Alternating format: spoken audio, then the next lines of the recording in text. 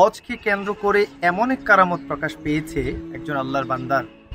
যারা সরাসরি এই জমানায় কারামত দেখতে চান বা জানতে চান, আমি অনুরোধ করব পুরোটা ভিডিও দেখুন এবং কথাগুলো শুনুন। হারামাইন শরীফাইন এমন একটি পেজ মক্কার, আমরা জানি খুবই বহুল প্রচলিত, প্রসিদ্ধ এবং গ্রহণযোগ্য। ওই পেজ থেকে এটা পোস্ট করা হয়েছে গতকাল মঙ্গলবারে।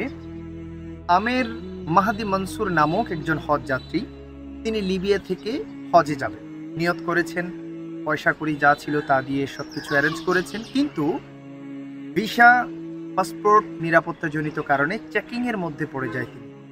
চেকিং শেষ হতে হতে তিনার বিমানটা ফ্লাই করে ফেলে।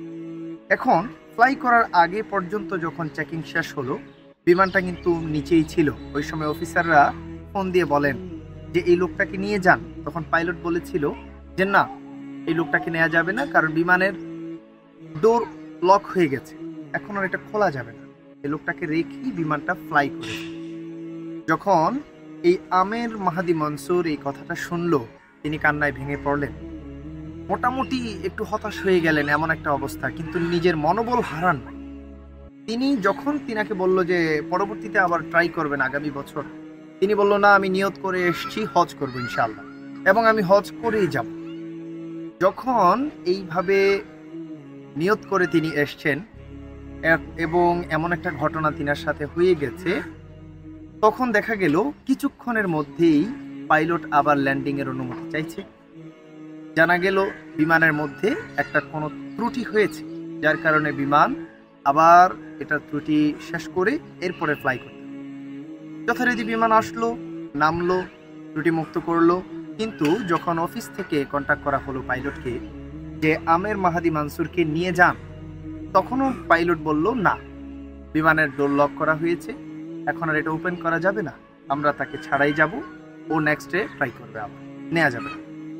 এইভাবে বলে ওই বিমানের পাইলট আবার বিমান নিয়ে উড়াল দিল। দ্বিতীয়বার যখন উড়াল দিল, তখন হলো কি, আবারও একই ত্রুটি দেখা দিল। পাইলট অবাক হয়ে গেল। পাইলট অবাক হয়ে বিমান ল্যান্ড করলো। ল্যান্ড করার পর ত্রুটি সম্পন্ন করলো। এবার পাইলট নিজেই অফিসে কল দিল যে আমের মাহাদি মনসুর নামক যে ব্যক্তিটি ছিল, এই ব্যক্তিকে ছাড়া আমরা বিমান নিয়ে যেতে পারবো না। সুবহানাল্লাহ, যদি যেতে হয় তাহলে এই ব্যক্তিটাকে নিয়েও যেতে হবে, আর না হয়তো আমরা যে ত্রুটির মধ্যে পড়ে যাচ্ছি এই ত্রুটি শেষ হবে না। সুবহানাল্লাহ, যথারীতি যেইভাবে আল্লাহ তাআলা প্ল্যান রেখেছেন, ওয়াল্লাহু খায়রুল মাকিরিন, আল্লাহ তাআলা হচ্ছেন সবচেয়ে বড় পরিকল্পনাবিদ। এখানে এটার প্রমাণ পেয়ে যায়। যেভাবে আল্লাহ তাআলা প্ল্যান রেখেছেন এবং আমেরকে কবুল করেছেন, তিনবার বিমান ল্যান্ড করলো এবং ল্যান্ড করার পর পাইলট নিজে এসে আমেরকে নিয়ে বিমানে উঠল। যখন বিমানে উঠেছে তখন আমের আল্লাহর কাছে শুকরিয়া জানায় এবং পরবর্তীতে বিমানে আর কোনো ত্রুটি হয় না। সবচেয়ে আনন্দের ব্যাপার হচ্ছে বর্তমানে এই সময়ে এই ব্যক্তি মক্কার জমিনে রয়েছে। তাওয়াফ অবস্থায় দেখা গেছে তাকে বিভিন্ন মিডিয়ার মধ্যে সে এই বর্ণনা দিচ্ছেন, ইন্টারভিউ দিচ্ছেন। এবং সবচেয়ে বড় কথা, যখন আমেরকে বিমানে নিয়ে তোলা হলো, সমস্ত পাইলটরা আমেরের সাথে ছবি তুলল এবং সবাই এটা বুঝতে পারলো যে আল্লাহ তাআলা আমেরকে কবুল করেছেন।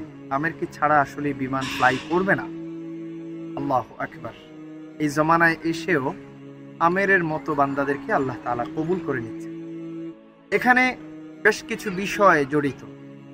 যদি বিশুদ্ধ নিয়ত থাকে এবং আল্লাহর সন্তুষ্টির জন্য যদি কোনো নিয়ত থাকে, এই উদ্দেশ্যে যদি কোনো ব্যক্তি ঘর থেকে বের হয়ে যায়, আল্লাহ তাআলা বলেছেন তার জন্য আল্লাহ নিজে যথেষ্ট হয়ে যান। এই ঘটনাটা তারই কিন্তু প্রমাণ, এবং তার যাত্রাকে আল্লাহ তাআলা নিজে সহায়তা করে সফল করে দেন। এই ঘটনাটা তারই প্রমাণ। এই জন্য আমরা যখন আল্লাহর উপর নির্ভর করে বের হই বা নির্ভর করব, আমরা যেন হতাশ না হই, আমরা যেন আল্লাহর উপর তাওয়াক্কালতু আলাল্লাহ রাখি। এবং সবচেয়ে বড় কথা হচ্ছে হজের জন্য যেন আমরা একেবারে সিনা থেকে তাকওয়াপূর্ণ মুখলিস একটা নিয়ত রাখি, যেই নিয়তটা দুনিয়ার ঝামেলা, বিপদ, মুসিবত বা ত্রুটি হলেও আল্লাহ তাআলা নিজ কুদরতে বাস্তবায়ন করবেন।